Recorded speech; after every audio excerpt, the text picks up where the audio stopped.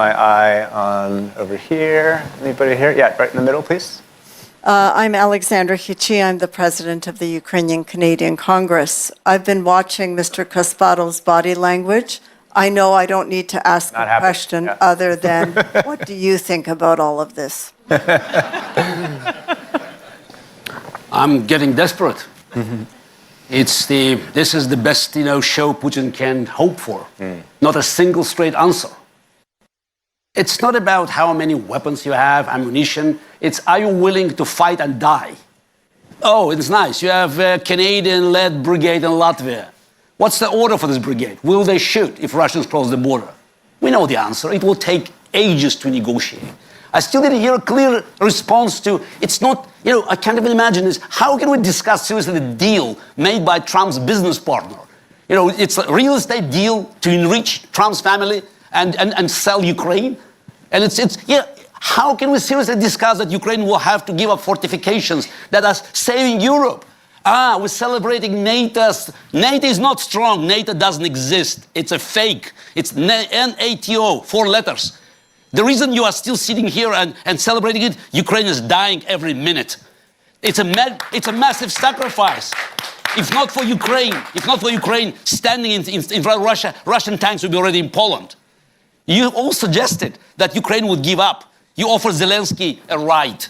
And he said, I don't need right ammunition. 4 years Ukraine is fighting for the whole Europe. NATO was built to fight only one war, not to go to Afghanistan, not to go to Syria, one war to save free Europe from Russian aggression. Ukraine is the only country that is fighting this war, and we're still discussing, should we include them or not? Ukraine is the only country that is fulfilling NATO's destiny. And we owe them everything. Oh, let's sacrifice them. Zelensky is making, I don't know even how to explain this choice. As a Russian, I also feel guilty. That's why I cannot tell him, show Trump middle finger. But again, we have how many senators we have here? Are you going to tell Donald Trump that he cannot do that? You have 85 is more than 2/3, yes? If I'm out of 100. Senator? So, yes, how come that, this bill is still sitting somewhere on the floor of the Senate, and it's not still being done? Putin, Xi Jinping, all others, they are celebrating it. And by the way, Russia has North Korean, they have Cubans, they have Africans, volunteers. So, and we're still talking about escalation? We have everything, military, political, economic powers on our side, and we're still losing the war.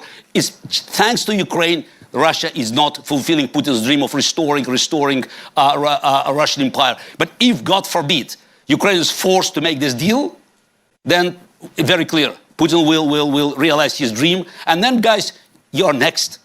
But you're not willing to fight. I'm tempted to get you to respond, but let's keep moving.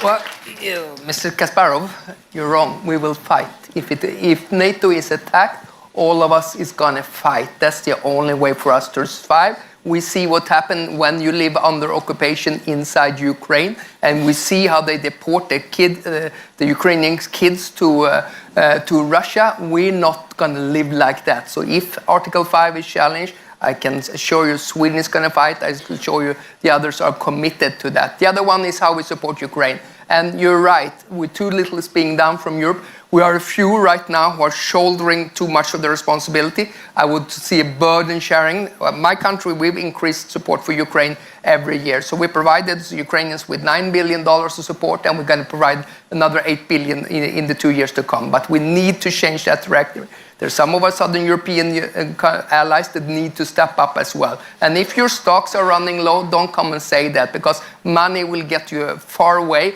We invested into long-range strike capabilities for the Ukrainians, both drones and long-range missiles, because Ukraine has the right to defend itself inside and outside of its territory. I think that's crystal clear. They're making good use of it as well, because they're hitting the Russian oil refineries as well, and it makes a big difference. Yeah, you want me to answer? Well, yeah, please.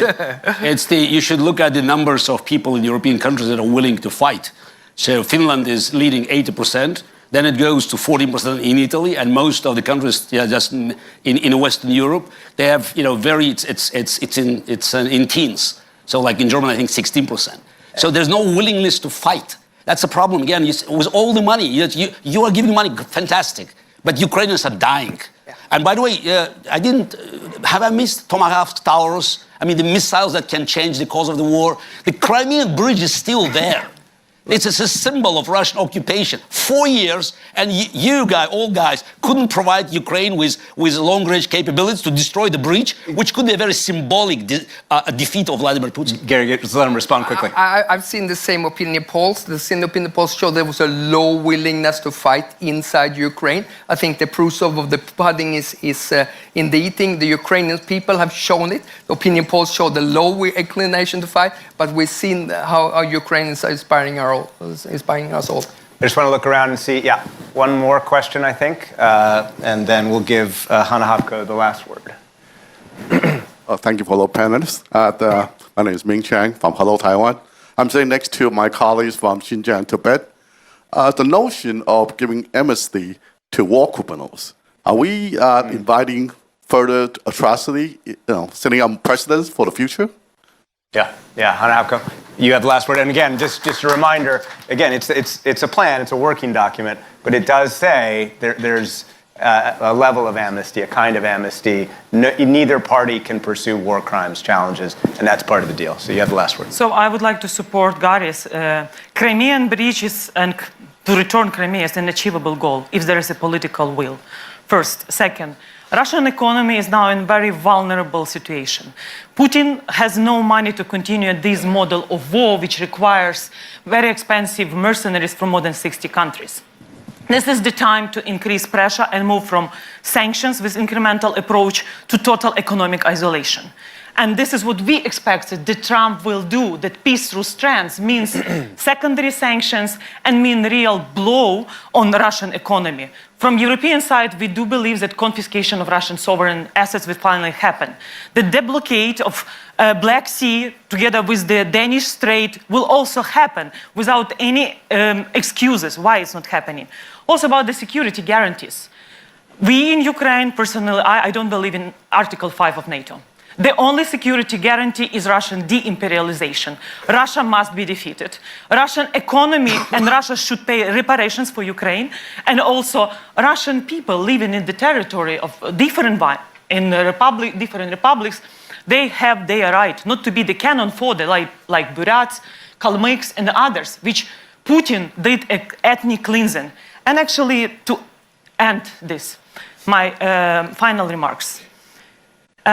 Since for me it's very heartbreaking moment now, because this day we are commemorating the millions of people who suffered during the Holodomor genocide. And at that time, in November 16, 1933, Soviet Union was rewarded by the United States when they re-established the diplomatic ties. When Ukrainians were dying because of hunger, this glorification of financial trade and other happened. So my message to Trump, after this video at the beginning of this panel discussion, from Bible, no one can serve two masters. And you American people, nation of brave citizens, I do believe you will serve Ukrainian God's purpose to defeat Russian imperialism. And this is the mission of congressmen and senators here, to convince Trump that American leadership is to serve God. This is what's written in your dollar. We trust and we serve God. No one can serve evil. Otherwise, you will, I don't want to say it. Thank you.